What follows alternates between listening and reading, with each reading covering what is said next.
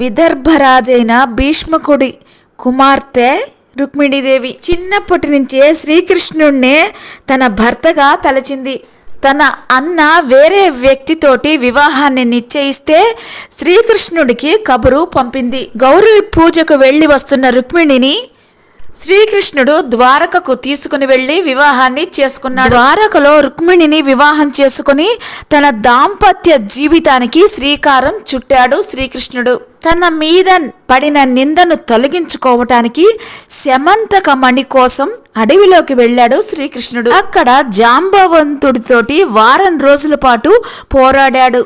జాంబవంతుడు చివరికి కృష్ణుణ్ణి శ్రీహరిగా గుర్తించాడు.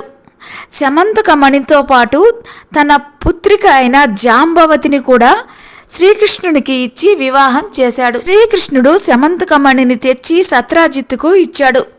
సత్రాజిత్తు కూడా శ్రీకృష్ణుడిని క్షమించమని వేడుకొని తన కుమార్తె అయిన సత్యభామను ఇచ్చి శ్రీకృష్ణుడికి వివాహం చేశాడు. శమంతక మణి కోసం వెళ్ళిన శ్రీకృష్ణుడికి 2 భార్యలు లభించారు. తర్వాత సూర్యపుత్రిక అయిన కాళింది శ్రీకృష్ణుడిని వలచింది.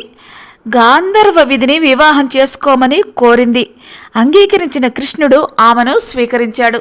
ఆ తరువాత అవంతి దేశాధీశులైన విందాను విందులు తమ చెల్లెలైన మిత్రవిందకు స్వయంవరాన్ని ప్రకటించారు.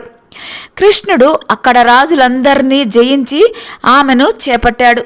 కోసల రాజైన నగ్నజిత్తు తన ఆవుల మందలలో 7 ఆంబోతులను పట్టి కట్టిన వారికి తన కుమార్తెను ఇచ్చి వివాహం చేస్తాను అని ప్రకటించాడు.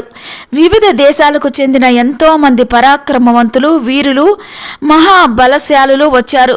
కానీ ఎంత ప్రయత్నించినా ఆ వృషభాలను అదుపులోకి తెచ్చుకోలేకపోయారు. శ్రీకృష్ణుడు ఆ 7 ఆంబోతులను అవలీలగా జయించాడు.